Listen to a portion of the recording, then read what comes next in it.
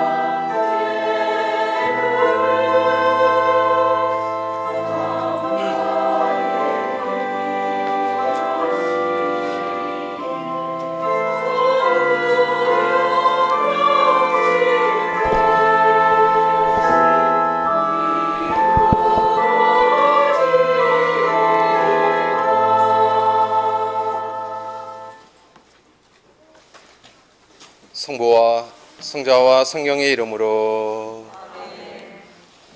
우리 주 예수 그리스도의 은총과 하느님의 사랑과 성령의 친교가 여러분 모두와 함께 구원의 신비를 합당하게 거행하기 위하여 우리 죄를 반성합시다.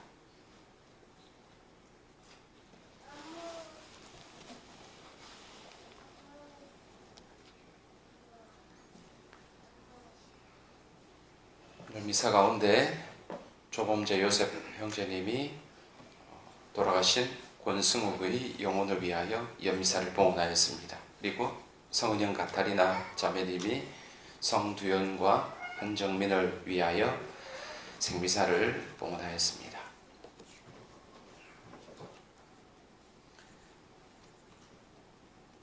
전능하신 하느님과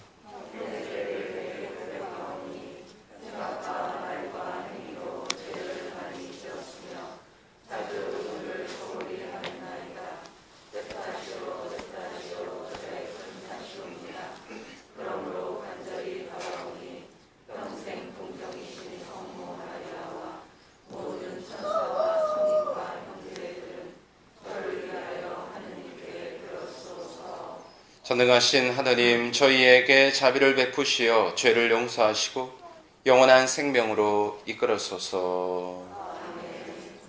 주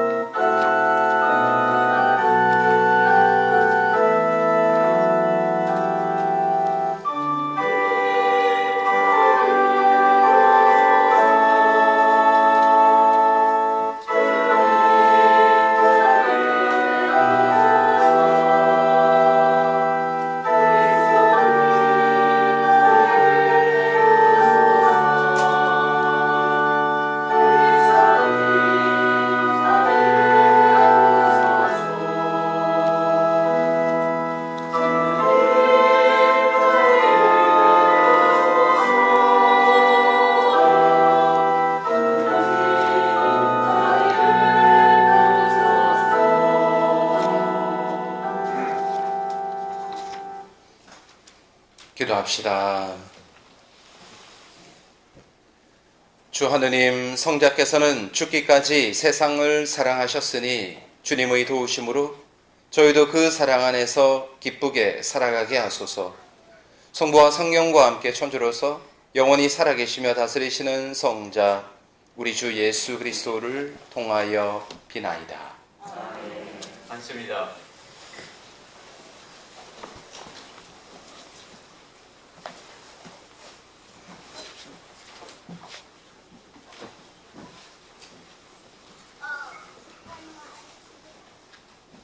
이사야서의 말씀입니다. 주님께서 말씀하신다. 그분은 바다 가운데 길을 내시고 거센 물속에 큰 길을 내신 분, 병과와 병마, 군대와 용사들을 함께 나오시게 하는 분, 그들은 쓰러져 다시는 일어나지 못하고 꺼져가는 심지처럼 사그라졌다. 예전의 일들을 기억하지 말고 옛날의 일들을 생각하지 마라. 보라, 내가 새 일을 하려 한다. 이미 드러나고 있는데 너희는 그것을 알지 못하느냐.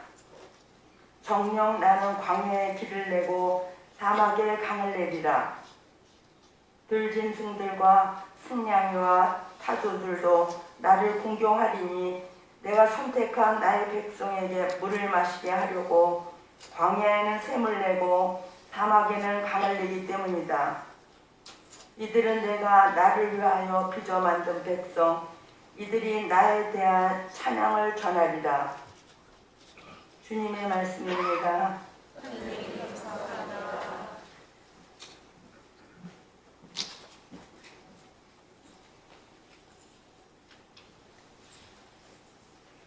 주님이 큰 일을 하셨기에 우리는 기뻐하였네.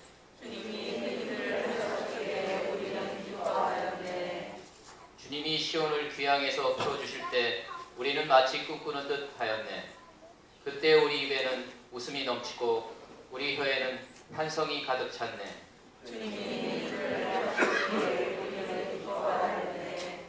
그때 민족들이 말하였네.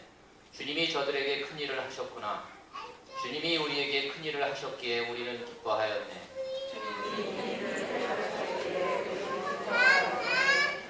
주님, 저희의 귀향살이 내게 땅 시냇물처럼 되돌리소서. 눈물로 씨 뿌리던 사람들 환호하며 거두리라.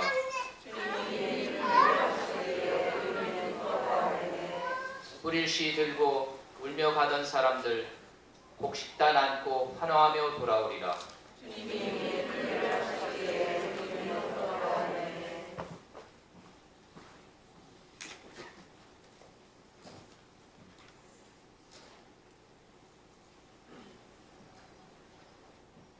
사도 바울의 필리피서 말씀입니다. 형제 여러분, 나는 나의 주 그리스도 예수님을 아는 지식에 지구한 가치 때문에 다른 모든 것을 새로운 것으로 여깁니다. 나는 그리스도 때문에 모든 것을 잃었지만 그것들을 쓰레기로 여깁니다. 내가 그리스도를 얻고 그분 안에 있으려는 것입니다. 율법에서 오는 나의 의로움이 아니라 그리스도에 대한 믿음으로 말미암은 의로움, 곧 믿음을 바탕으로 하느님에게서 오는 의로움을 지니고 있으려는 것입니다. 나는 죽음을 겪으시는 그분을 닮아 그분과 그분 부활의 힘을 알고 그분 고난에 동참하는 법을 알고 싶습니다. 그리하여 어떻게든 죽은 이들 가운데에서 살아나는 부활에 이룰 수 있기를 바랍니다. 나는 이미 그것을 얻은 것도 아니고 목적지에 다다른 것도 아닙니다. 그것을 차지하려고 달려갈 따름입니다. 그리스도 예수님께서 이미 나를 가진 것으로 차지하셨기 때문입니다. 형제 여러분, 나는 이미 그것을 차지하였다고 여기지 않습니다. 그러나 이 한 가지는 분명합니다. 나는 내 뒤에 있는 것을 잊어버리고 앞에 있는 것을 향하여 내달리고 있습니다. 하느님께서 그리스도 예수님 안에서 우리를 하늘로 부르시어 주시는 상을 얻으려고 그 목표를 향하여 달려가고 있는 것입니다. 주님의 말씀입니다. 주님께서 여러분과 함께 요한이 전한 거룩한 복음입니다.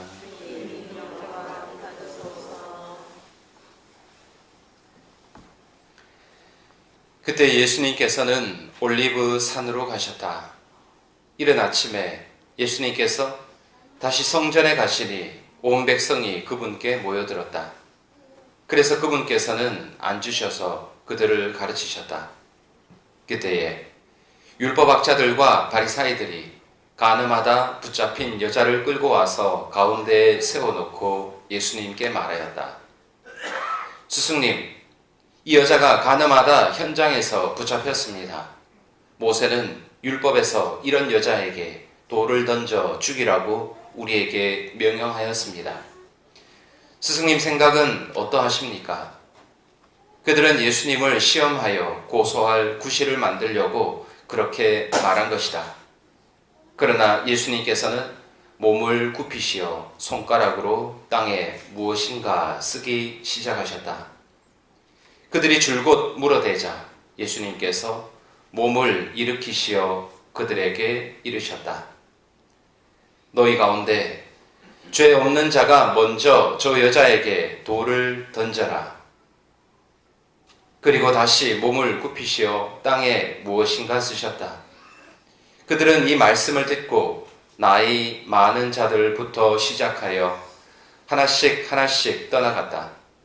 마침내 예수님만 남으시고 여자는 가운데에 그대로 서 있었다.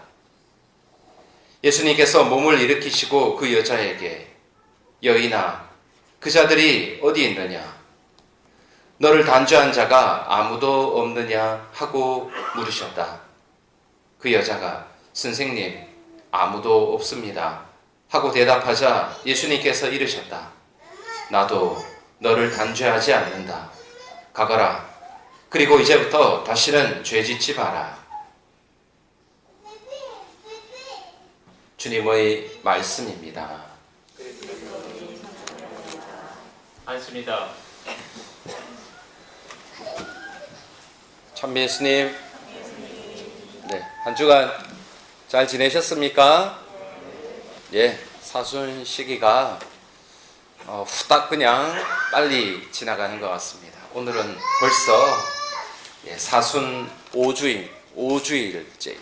5주일째. 한 달이 훌쩍하고 지나가 버렸습니다. 그리고 다음 주는 이제 오는 주가 바로 주님 순환 성지주일입니다.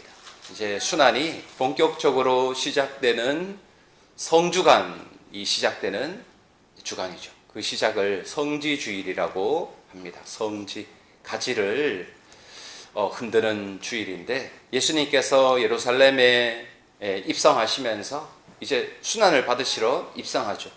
입성했는데 입성할 때는 사람들이 옷을 벗어다가 길가에 깔아놓고 또 예수님께서 막 나귀를 타고 들어오실 때 사람들이 막 물밀듯이 이 온 주민들이 다 몰려와서 예수님을 환영하는 인파로 가득 채웠습니다. 네. 그리고 이제 그 환영하던 그 군중이 바로 우리 자신임을 알게 해주는 그 주일이 바로 성지주일.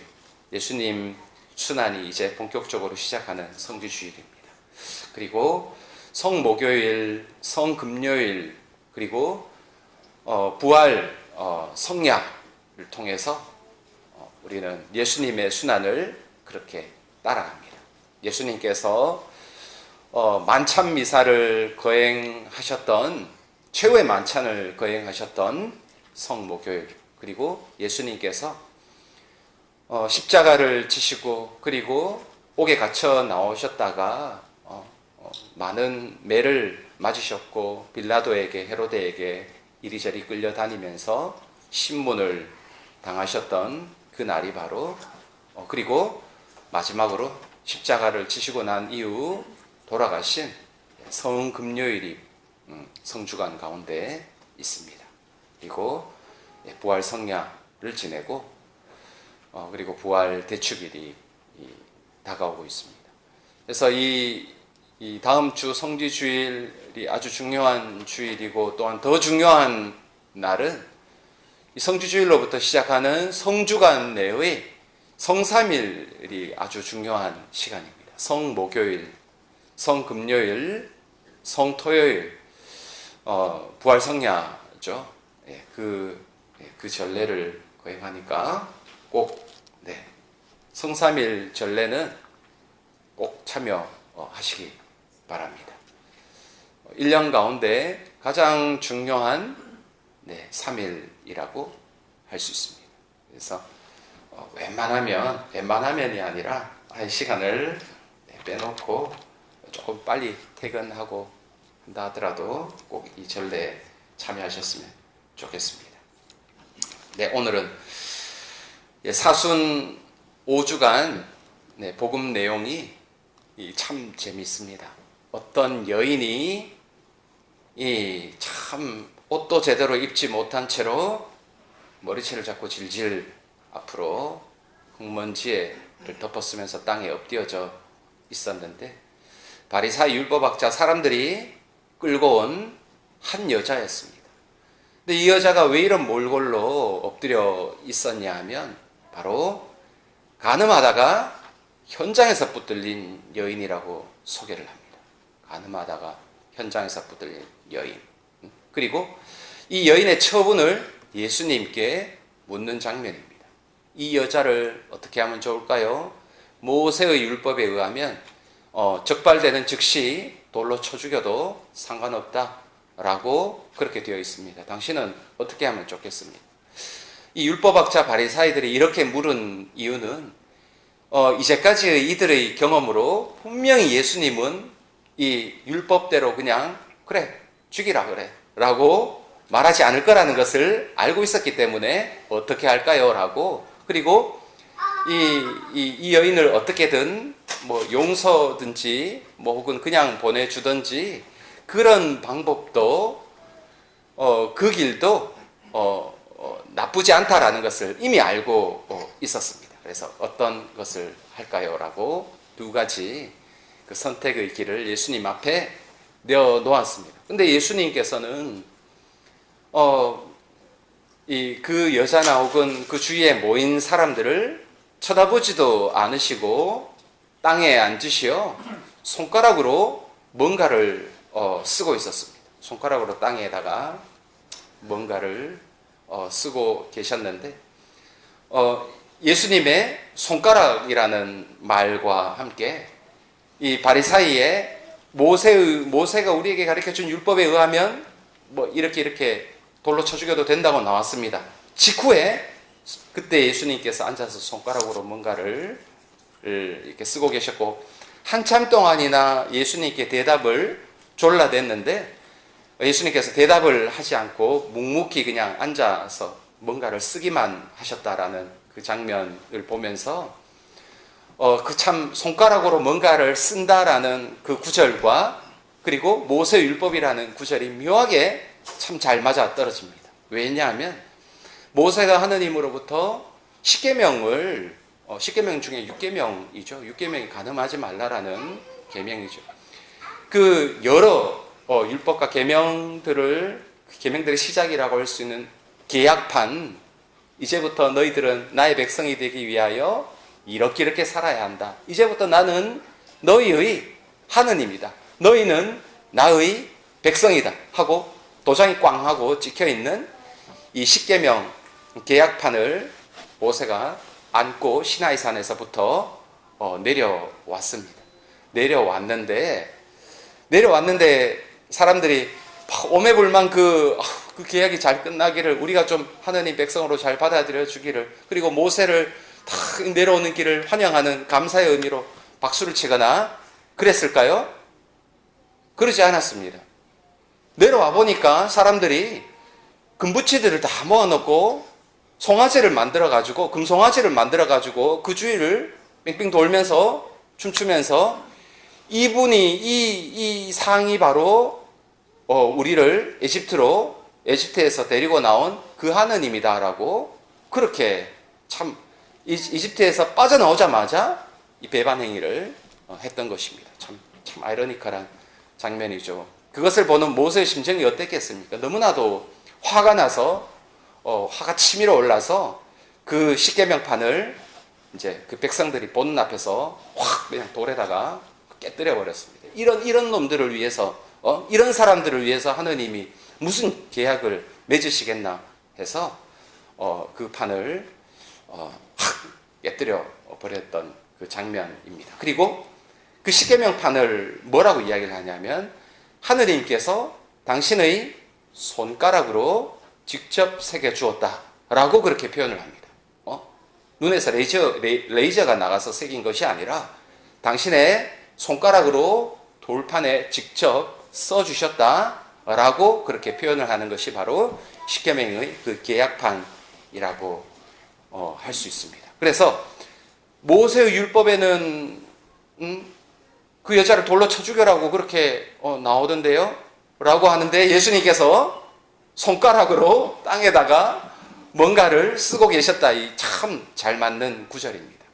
율법의 이 제정자, 율법의 주관자, 율법의 주인이라고 할 수 있는 하느님, 예수님이 그 율법을 전달해주고 당신이 직접 손가락으로 돌판에다가 새겨줬던 그 하느님이 그 자리에서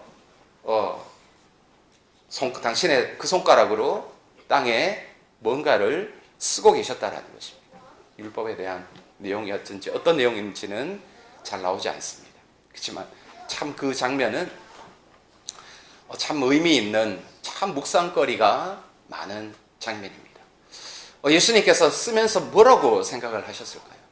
마치 그 모세가 돌판을 들고 딱 나타났는데 눈앞에 펼쳐진 그 광경이 온 난장판을 이루어가면서 금송아지를 만들어 놓고 그 주위를 돌면서 하느님을 새까맣게 잊어버리는 그 장면을 보고 화가 났던 것처럼 그 모세의 율법을 들먹거리면서 그 여자의 머리채를 잡고 질질 끌고 왔는데 그 끌고 온 자들이 온갖 부정, 부패, 비리가 만연한 아주 비윤리적이고 하느님의 계명과는 상관없던 그 사람들의 입에서 모세의 율법은 이렇게 이야기하고 있다. 이 여자를 그럼 어떻게 하면 좋겠냐라고 예수님을 아주 나쁜 시험하는 의도로 이야기했다는 자체가 매우 아이러니컬한 상황인 것입니다. 예수님께서 참 구역질 나게 참 싫어했던 그런 상황이라고 우리는 생각해 볼 수 있습니다. 마치 모세가 계명 그 판때기를 안고 그 광경을 지켜보는 것과 예수님이 당신의 손가락으로 땅에 계명들을 혹은 뭐 이렇게 적고 계셨을 때 그 율법을 들먹거리는 사람들이 그런 사람들이라는 것을 참 예수님은 참 슬프다 못해서 마음이 매우 아프셨을 것입니다. 모세는 돌판을 확 깨뜨렸지만 예수님께서는 한참 동안이나 묵묵하게 그 땅에서 일어나시지 않았습니다. 어떤 심정으로 예수님께서 그 이야기를 들으셨을까? 그 광경을 예수님께서는 어떤 마음으로 바라보고 계셨을까라는 그런 생각을 하게 만드는 장면입니다. 그리고 이윽고 예수님께서 말씀을 입을 여셨는데 참 기가 막힌 그 지혜로운 말씀을 하십니다. 마치 황제에게 세금을 바쳐야 됩니까? 바치지 말아야 됩니까? 떠보려고 물었던 그 질문에 대한 답변처럼 황제의 것은 황제에게 돌리고 그리고 하느님의 것은 하느님께 돌려라 라는 아주 참 진짜 기가 막힌 명쾌한 지혜로운 말씀을 하셨던 것처럼 똑같은 말씀을 하십니다. 너희 중에 죄 없는 자가 저 여인에게 돌을 던져라 하고 그렇게 이야기를 하십니다. 죄 없는 자가 하나씩 돌을 쥐고 있었죠. 돌을 던지려고 잔뜩 벼르고 있었던 차에 예수님께서 청천벽력 같은 양심에 아주 깊은 그 송곳 같은 그런 말씀을 예수님께서 하셨습니다. 그러자 사람들이 여기 재밌는 장면이 나옵니다. 돌을 떨어뜨렸는데 누구부터 돌을 떨어뜨렸다라고 나옵니까? 나이 많은 자들부터 돌을 떨어뜨렸다. 나이 많은 자부터 아이고 부끄러워라 하고 돌을 떨어뜨리고 하나씩 둘씩 해산해서 결국은 그 여인 주변에는 아무도 남아있지 않을 정도로 그렇게 했다라는 거. 참 저는 한편으로 대단한 게 나이 많은 자들로부터 돌을 떨어뜨렸다라는 것이 그만큼 나이 많은 사람들이 죄를 많이 지었다라는 그런 뜻은 아닐 겁니다. 자기를 바라볼 줄 아는 성찰하는 능력을 그 나이 많은 사람들이 가지고 있었다라는 것이죠. 그 사람들이 돌을 놓고 가니까 먼저 떠나니까 그 다음 어린 사람들까지 자기 자신을 돌아보게끔 만들었다라는 것입니다. 만약에 오늘날 같은 사회에서 죄 없는 자가 저 여자에게 돌을 던져라 라고 했다면 과연 우리는 그 손에서 돌을 떨어뜨릴 수 있을까? 우리의 고집을 계속 지켜나가고 싶어 하지, 나를 성찰하고 아이고 그렇지 내가 이런 말을 할 이런 돌을 던질 자격이 있는가 라고 생각할 수 있는 능력을 우리는 과연 가질 수 있는가? 참 나이 많다 일단 돌을 집었다라는 거는 참 그런 이 출발이 잘못되긴 했었지만 그래도 돌을 떨어뜨렸다라는 것입니다. 나이 많다, 연로하다, 점점 내가 살아온 시간이 이 세상에서 살아온 시간이 점점 많아지고 있다라는 뜻이 무슨 뜻인가?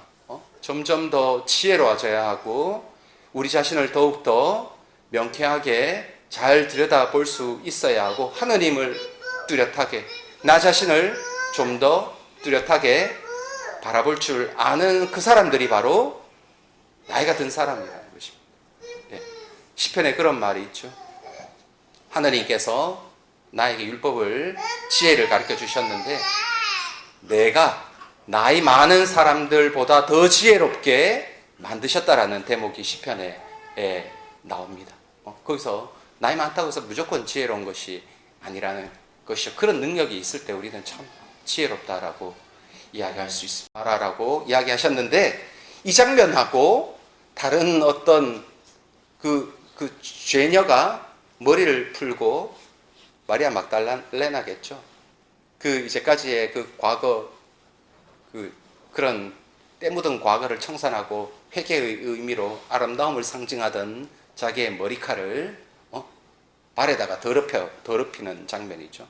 예수님의 발을 씻습니다. 향유를 부어가지고 많이 사랑한 사람이 많이 용서받은 사람이 많이 사랑한다. 그래 너는 죄를 용서받았다. 등등 이런 말씀을 하셨는데 오늘 복음에서는 예수님께서 그래 용서받았다 너는 라고 말씀하지 않으십니다. 나도 단죄하지 않는다라고 그 정도만 이야기했을 뿐입니다. 그리고 가서 죄 짓지 마라. 앞으로는 이런 죄뿐만이 아니라 죄 자체를 좀 멀리해라 라고 해서 그냥 보내주는 장면입니다. 조금 특이한 장면이죠. 용서에 대한 말씀을 안 하셨다라는 것은 참 특이한데 왜 용서에 대해서 그 자리에서 용서 좀 해주지, 좀 깨끗하게 만들어주지 왜 용서라는 것을 예수님께서 해주지 않으셨는가? 그것은 바로 그 여인이 일어난 직후에 이제 예수님 사람들 앞에 끌려오긴 했는데 예수님 앞에 죄를 뉘우치는지 뉘우치지 않는지 용서를 받을 수 있을지 없을지에 대한 준비가 없었기 때문입니다. 준비가 없었기 때문에 만약에 제가 진심으로 뉘우칩니다. 제가 저를 용서해 주십시오. 세리 마테오 혹은 세리 자케오 등등 여러 사람들처럼 그런 회개의 표시를 정말로 회개의 표시뿐만이 아니라 회개 자체를 했다면 아마 예수님께서 그것을 아시고 기꺼이 용서라는 말씀을 하셨을 것입니다. 그런데 그 여인은 그 정도까지는 갈 수가 없었다라는 것입니다. 그래서 나는 너를 용서하지 않는다라고는 근데 예수님이 말씀하지 않으셨죠. 단죄하지 않는다. 그래, 내가 네 죄를 아직 뉘우치지 않았는데 그 뉘우치지 않았음에도 불구하고 나는 너를 손가락질하거나 판단하거나 단죄하지 않는다. 다만 다시는 죄를 짓지 말거라 라고 해서 보내주십니다. 만약에 쫓겨난 이 집 허둥지둥 서둘러 간 이 여인이 집에 가서 곰곰이 생각을 해보고 부끄러움, 수치심 뿐만이 아니라 그 수치심, 사람들 앞에의 수치심 뿐만이 아니라 하느님 앞에서의 그 수치심을 생각해보고 내가 그래 진짜 큰 죄를 저질렀구나 해서 뉘우치는 마음이 생겼더라면 분명히 또 복음서에는 나오지 않지만 예수님께 용서를 받을 수 있었을 것입니다. 자, 오늘 복음에서 우리가 참 눈여겨볼 장면이 있는데 나도 너를 단죄하지 않는다라고 그 말을 했던 예수님은 어떤 분이신가? 예수님이 돌을 집었던 사람들인가? 혹은 죄를 많이 지은 사람인가? 아니라는 것입니다. 나도 너를 단죄하지 않는다라는 그 예수님이 하느님의 아들, 바로 하느님이라는 것이죠. 하느님도 단죄하지 않는다라는 것입니다. 하느님인 나조차도 이 세상에 죄라는 것을 전혀 지어본 적이 없는 나도 너를 단죄하지 않는다라는 말입니다. 근데 자, 예수님이 아니고 돌을 집었던 사람들을 보자면 특히 그 여인을 끌고 왔던 그 바리사의 율법학자들은 다른 모든 사람들보다도 더 많은 죄를 지었습니다. 위선의 죄뿐만이 아니라 그 남모르게 간음의 죄도 지었을 것이고 그런 사람들이었습니다. 그런데 정작 돌을 든 사람들이 그런 사람들이고 이 나쁜 죄녀를 어떻게 하면 좋겠습니까? 지금 쳐 죽여도 될까요? 안 될까요? 이렇게 떠보는 까지도 서슴지 않고 물었다라는 것이죠. 오히려 죄 많은 사람들이, 내가 죄가 있는 사람들이 아이고 그래 자기 죄로 인하여 내가 그래 딴 사람들을 판단하기가 온당치가 않구나, 이것은 참 그래서는 안 되는구나 라고 생각해야 되는 사람들인데, 오히려 재밌는 것은 그 사람들이 오히려 판단하고 단죄하고 돌을 던지려고 했다라는 것입니다. 반대로 죄를 짓지 않는 예수님은 나도 단죄하지 않는다라는 것입니다. 그리고 또 한 가지 재밌는 것은 그 죄녀가 뉘우친다라는 보장도 없고 실제로 뉘우치는 사람들이 돌이 무서워서 엎드려져 있었는데 뉘우치지 않는 죄가 여전히 그대로 남아있는, 그리고 보통 죄가 아닌 매우 수치스럽고 큰 죄를 지었음에도 불구하고 예수님께서는 단죄하지 않는다라고 이야기를 합니다. 죄가 그대로 남아있음에도 불구하고. 그런데 다른 경우에 보면 예수님을 단죄하던 사람들이 있었죠. 예수님께서 안식일 규정을 어겼다 등등 계명을 지키지 않는다라는 이유로 손을 씻지 않고 밥을 먹는다 등등 여러 가지로 오해로 인해 예수님을 괴롭힙니다. 예수님을 단죄합니다. 자기가 하느님인가? 하느님도 아니면서 어떻게 죄를 용서한단 말인가? 등등 여러 가지로 예수님을 판단하는 사람들이 있었다라는 것이죠. 그래서 오늘 이 복음을 보면 참 많은 것을 가르쳐 줍니다. 죄가 있음에도 불구하고 예수님께서는 그 죄를 단죄하지 않는다라고 합니다. 근데 바꾸어서 우리는 죄가 없음에도 불구하고 죄 없는 사람이 죄가 있든 없든 그건 문제되는 게 아닙니다. 왜냐하면 내 마음에 들고 안 들고 나한테 미움을 사고 안 사고 내 기호에 맞고 안 맞고가 있을 뿐입니다. 우리에게는 죄가 있고 없고가 아니라. 그래서 이 사람이 어떤 구체적인 죄를 짓지도 않았고 지었다라는 오해도 없지만 나 마음에 안 들어, 그 사람 보기 싫어 라는 이유로 내 마음에 안 들다는 그런 이유로 우리는 사람들을 판단하기도 한다라는 것입니다. 예수님은 구체적인 죄가 죽을 죄가 있음에도 불구하고 단죄하지 않는다 그랬는데 우리는 죽을 죄가 없는데도 내 마음에 안 드는 게 죽을 죄입니다. 그래서 내 기호에 안 맞는 게, 나한테 심한 소리 한번 했다라는 게 죽을 죄라는 것이죠. 그래서 우리는 그 사람을 단죄하고 마는 것입니다. 그래서 오늘 복음의 예수님께서 판단하지 않으시는 그 장면을 바라보며, 야, 하느님도 이 사람을 단죄하지 않는데 죄투성이인, 죄가 많은 내가, 혹은 같은 죄를 저질렀던 그 사람들이 이 여인을 판단하는 것은 말도 안 되는 이야기겠죠. 우리에게 참 많은 것을 가르쳐주는 장면입니다. 누가 누구를 판단한다라는 말인가 라는 것이죠. 자, 이 판단의 잘못, 단죄의 잘못은 참 쉽게 우리가 저지르는 잘못입니다. 왜냐하면요, 이 단죄는요 뭘로 하냐 하면, 죄를 짓는데 어려우면 죄를 지을까 안 지을까요? 우리가 착한 일을 잘 못하는 것은 그게 쉽지 않으니까 잘 하기가 어렵죠.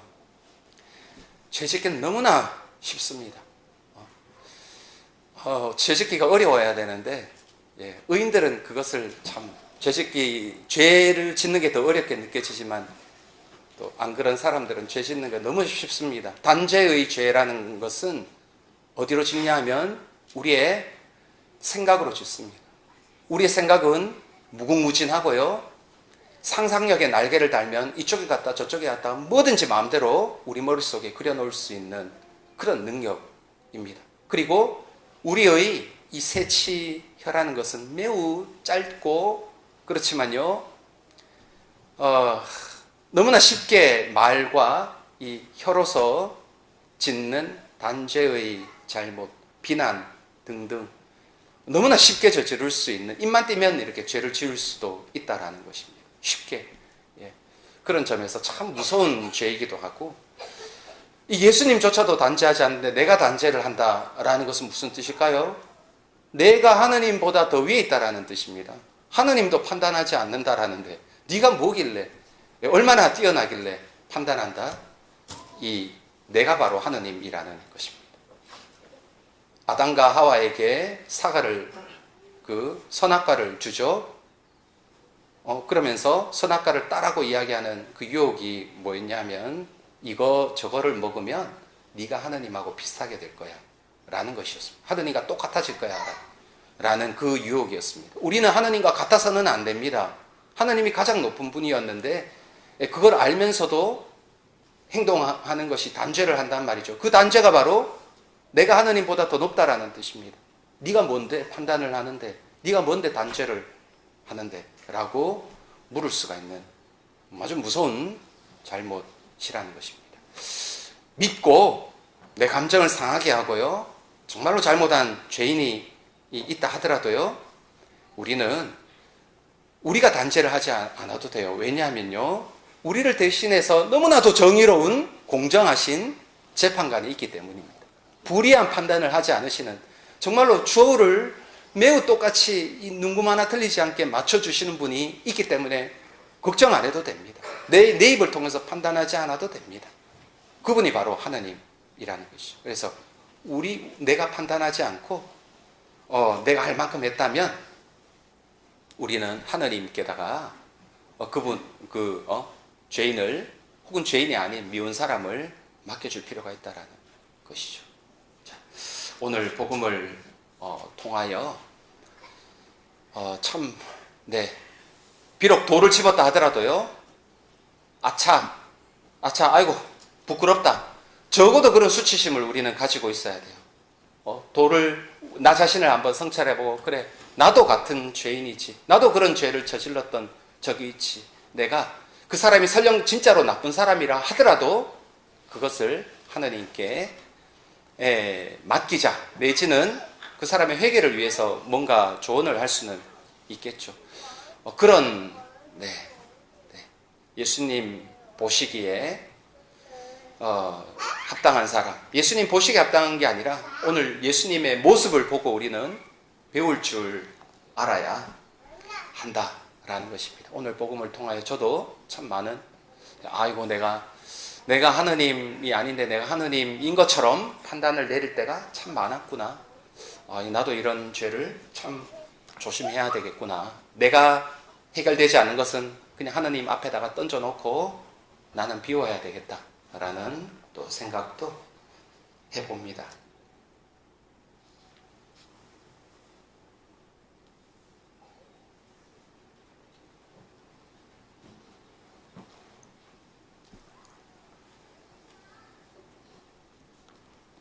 모두 일어서서 신앙 고백 바칩시다.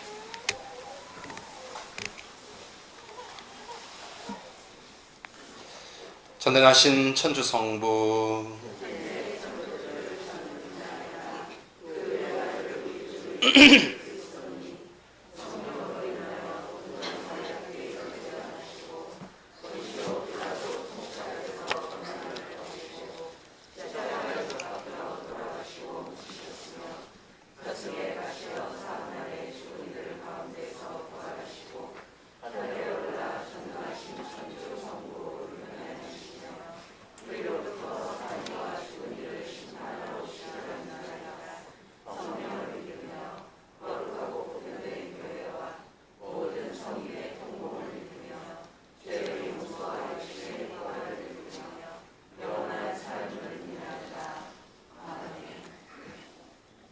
모두 자리에 앉으십시오.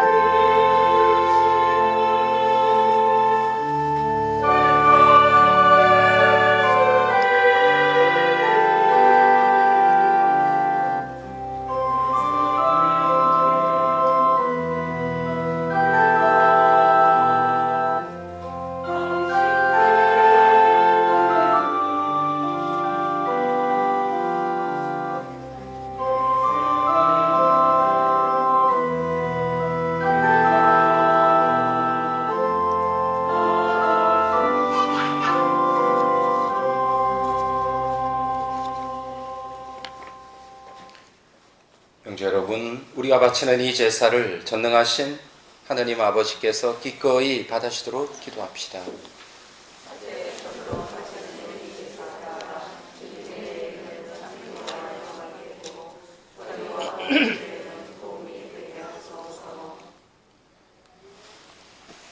전능하신 하느님, 하느님의 종들이 그리스도교 신앙을 알게 하셨으니 저희 기도를 들으시고 이 제사의 힘으로 그들을 깨끗이 씻어주소서. 우리 주 그리스도를 통하여 비나이다. 주님께서 여러분과 함께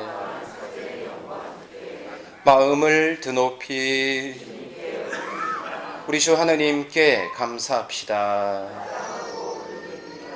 거룩하신 아버지, 전능하시고 영원하신 주 하느님, 우리 주 그리스도를 통하여 언제나 어디서나 아버지께 감사함이 참으로 마땅하고 옳은 일이며 저희 도리어 구원의 길이옵니다. 아버지께서는 신자들이 더욱 열심히 기도하고 사랑을 실천하여 해마다 깨끗하고 기쁜 마음으로 파스카 축제를 맞이하게 하셨으며 새 생명을 주는 구원의 신비에 자주 참여하여 은총을 가득히 받게 하셨나이다. 그러므로 천사와 대천사와 좌품 주품 천사와 하늘의 모든 군대와 함께 저희도 주님의 영광을 찬미하며 끝없이 노래하나이다.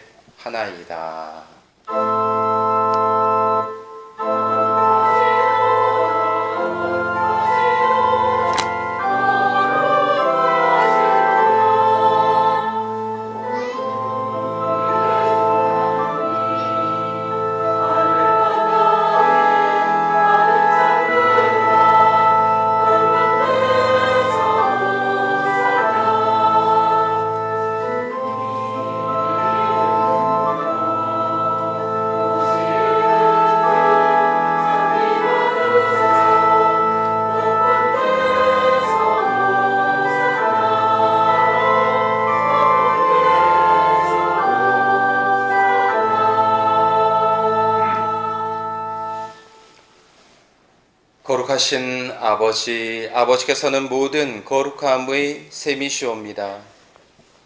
간과오니 성령의 힘으로 이 예물을 거룩하게 하시어 우리 주 예수 그리스도의 몸과 피가 되게 하소서. 스스로 원하신 순환이 다가오자 예수님께서는 빵을 들고 감사를 드리신 다음 쪼개어 제자들에게 주시며 말씀하셨나이다. 너희는 모두 이것을 받아 먹어라. 이는 너희를 위하여 내어줄 내 몸이다.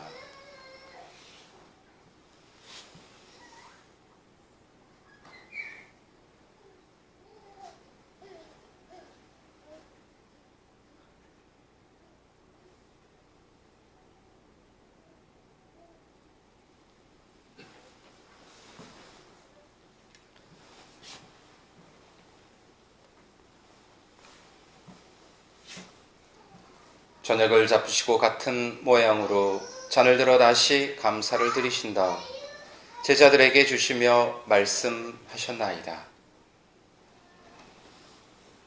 너희는 모두 이것을 받아 마셔라. 이는 새롭고 영원한 계약을 맺는 내 피의 잔이니 죄를 사하여 주려고 너희와 많은 이를 위하여 흘릴 피다. 너희는 나를 기억하여 이를 행하여라.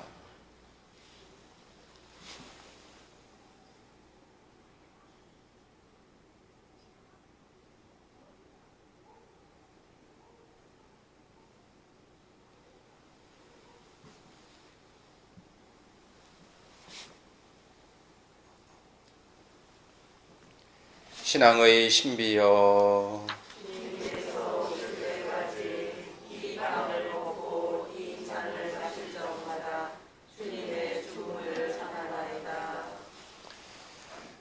아버지, 저희는 그리스도의 죽음과 부활을 기념하며 생명의 빵과 구원의 잔을 봉헌하나이다. 또한 저희가 아버지 앞에 나와 봉사하게 하시니 감사하나이다. 간절히 청하오니 저희가 그리스도의 몸과 피를 받아 모시어 성령으로 모두 한 몸을 이루게 하소서. 주님, 온 세상에 널리 퍼져 있는 교회를 생각하시어 교황 프란치스코와 저희 주교 존과 요한 크리소스토모와 모든 성직자와 더불어 사랑의 교회를 이루게 하소서. 이 세상에서 굴러가신 주님의 조 권승옥의 영혼을 생각하소서.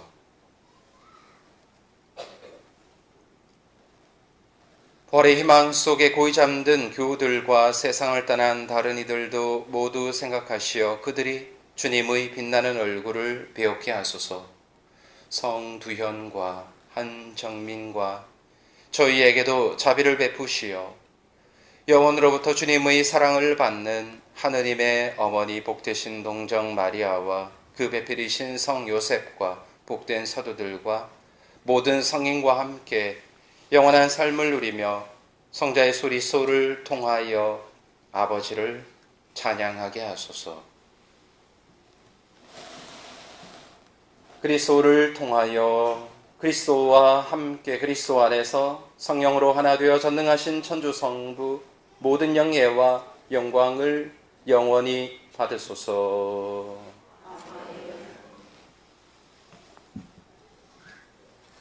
예, 일독서에 보면 그런 말씀이 있죠. 봐야 되겠습니다. 예전의 일을 기억하지 말고 옛날의 일을 생각하지 마라 라는 장면이 있습니다. 생각하지 마라 라는 것 상대에게 하는 이야기지만 사실은 그 말씀을 전해주신 하느님께서 그렇다라는 말입니다. 예전의 일은 생각하지 않는다. 그런 말씀이죠. 예수님께서 그 죄 많은 여인을 단죄하지 않은 것처럼 비록 우리가 회개하지 않았다 하더라도 하느님께서는 우리를 단죄하지 않는다라는 말입니다. 우리가 다른 사람을 단죄하지 말아야 되는구나 해서 되게 내가 얼마나 단죄를 많이 했던가라는 것도 생각할 필요가 있지만 나도 역시 단죄를 받지 않겠구나. 하느님께서 나를 예전의 일은 그냥 생각지 않으시겠구나. 지금 용서를 해주신다면 예전에 내가 얼마나 나쁜 짓을 했건 못된 마음을 먹었건 간에 하느님께서는 모조리 없게 만들어 존재하지 않게 만들어주시는 그것이 바로 용서구나 라는 것을 알 수 있습니다. 그래서 이러한 우리를 단죄하지 않고 기다려주시는 용서해주시는 하느님께 감사를 드리면서 주님의 기도를 다 함께 바칩시다.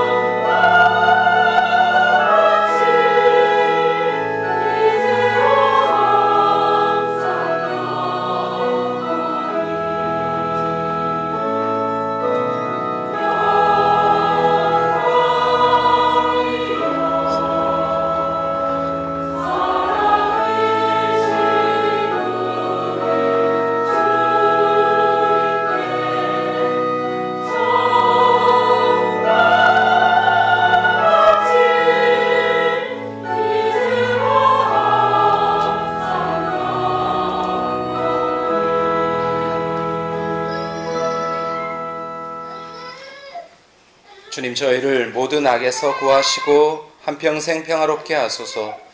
주님의 자비로 저희를 언제나 죄에서 구원하시고 모든 시련에서 보호하시어 복된 희망을 품고 구세주 예수 그리스도의 재림을 기다리게 하소서.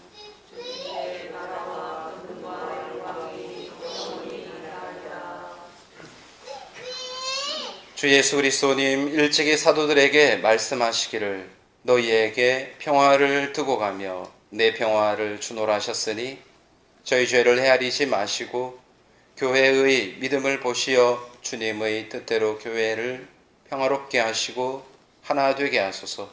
주님께서는 영원히 살아계시며 다스리시나이다. 주님의 평화가 항상 여러분과 함께.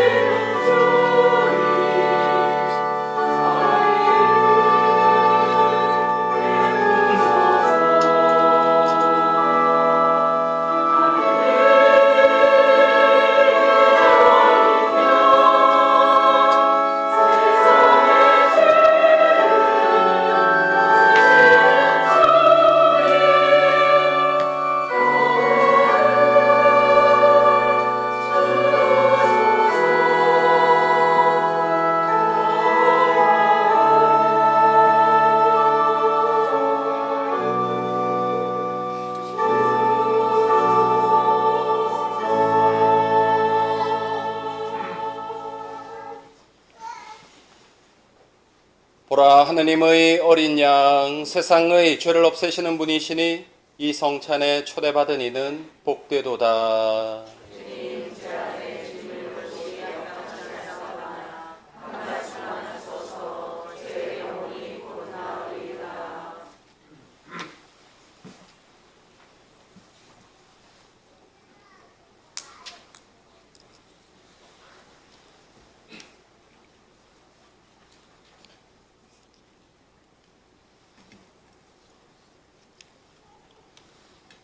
그리스도의 몸, 그리스도의 피, 영성 죄송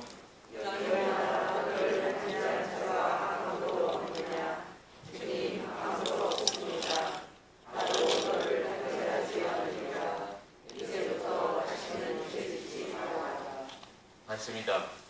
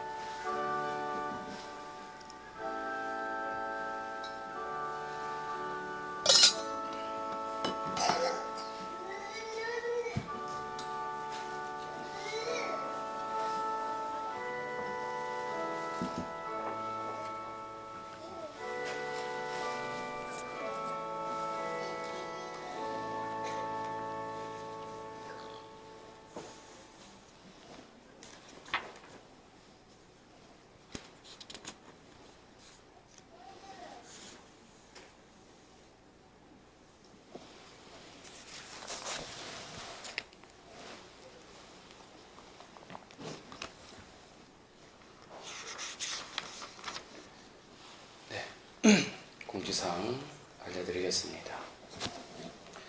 예, 매일 미사가 4월이 마지막입니다. 그래서 5월부터는 새로운 신청자 분들이 신청한 매일 미사가 오게 됩니다. 그래서 구역 안에서 구역장님들을 통해 매일 미사 신청을 현재 받고 있습니다. 그래서 혹시나 몰랐던 분들은 다시 또 신청을 확인해 주시고 또 구역장님들도 신청자를 혹시나 신청 못하신 분들을 위하여 한 번 더 공지를 해 주시고요. 또 오늘 처음 들으신 분들은 구역 외의 분들이 혹시 계시면은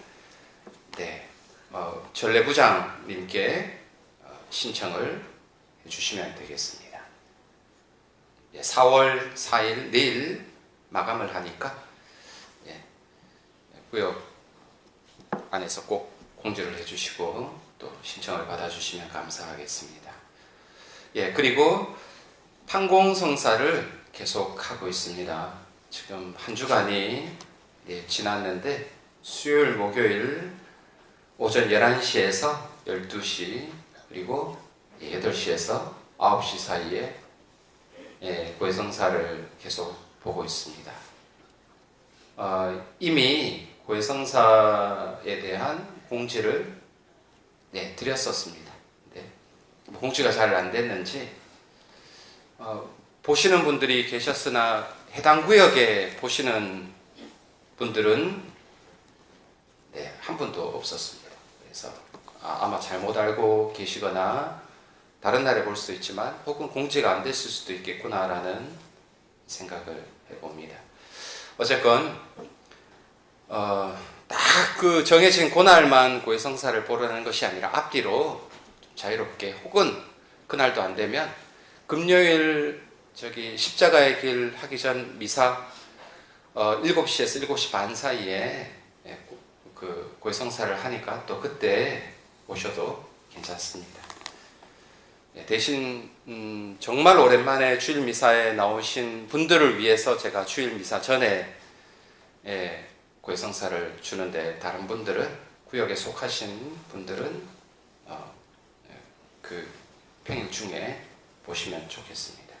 제가 대림 시기에 참 많이 이제 고해성사 좀 보라라고 말씀을 많이 드렸고 또 이번에는 작년에 비해서는 말씀을 많이 안 드리는 편입니다. 한 번 했으면 됐지, 다 알고 계시겠지 라고 해서 말씀을 많이 안 드리고 있습니다. 그리고 오랜만에 주일 미사에 오신 분들은 주일을 빠지신 분들은요 꼭 고해성사를 보시고 미사에 참여하시기 바랍니다. 그리고 시간이 없다, 내가 좀 늦게 왔다 하면 미사 하시고 영성체 하십시오. 그리고 난 다음에 고해성사를 순서가 바뀌어도 괜찮습니다. 근데 이제 순서가 바뀌는 게 아니라 아예 이제 오랜만에 나왔는데 뭐 이렇게 영성체를 하는 것은 권장하지 않습니다. 매우 권장하지 않습니다. 그래서 꼭 이게 참 우리 본당에 아주 큰 문제입니다. 진짜 오래된 문제입니다. 너무나 자연스럽고 당연하게 그 고해성사부터 보고 딱 미사에 하시면 오시고 영성체 하면 너무나 좋은데 아주 오랜만에 혹은 몇 주에 한 번씩 와가지고 사정이 내가 다 아는 건 아니지만요 이제 그렇게 하는 것은 틀렸습니다. 그래서 꼭 앞으로는요 오랜만에 오셨다 할 때 조금 빨리 오셔가지고 고해성사를 보시고요 혹은 하고 난 다음에 고해성사 달라 해도 얼마든지 드리겠습니다. 그래서 꼭 그런 우리 본당의 좋은 습관을 참 드렸으면 좋겠습니다. 그리고 세례식이 이제 다음 주로 교리가 끝납니다. 예비적 교리가 10일로 끝이 나는데 성지주일이기 때문에 세례 받기에는 좀 잘 맞지 않은 주간입니다. 그래서 부활 대축일 교중미사에 세례식을 하도록 하겠습니다. 우리 세례 그동안 교리 받으시는 분들 참 고생이 많으셨습니다. 거의 6개월 꽉 채워가지고 교리를 참 잘 받으셨고요. 예, 그리고 유아 세례는 네, 그 다음 주에 또 하도록 하니까 유아 세례를 하실 분은 네, 저에게 신청을 해주시기 바랍니다. 앞에 신청 용지가 있습니다. 네, 예, 그리고 이 성삼일 전례에 대해서 아까 강론 때 간략하게 말씀을 드렸는데 성목요일 주님 만찬 미사에는 저녁에는 미사가 계속 8시입니다. 8시. 그리고 순환 예식은 네, 순환 예식도 금요일 저녁 8시. 순환 예식 있고 그리고 성야 부활 성야 미사도 역시 8시 이렇게 있습니다. 그리고 오후 3시에 금요일 오후 3시에는 십자가의 길이 또 있습니다. 시간 내시는 분들은 금요일 오후 3시에 오는 금요일이 아니라 성주간 내 금요일을 말하는 것입니다. 오는 금요일도 지난번과 마찬가지로 7시 반에 미사가 있고 8시에 십자가의 길이 있습니다.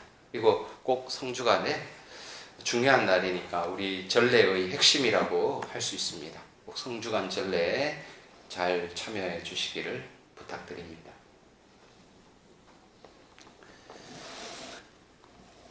또 오늘 한 주간 기쁘게 잘 지내시기를 바랍니다. 사순식이 마무리도 또 잘 하시기를 바랍니다.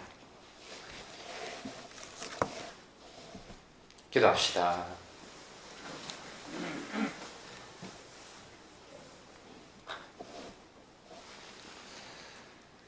전능하신 하느님, 저희가 그리스도의 몸과 피를 받아 모셨으니 언제나 그리스도의 지체로 머무르게 하소서.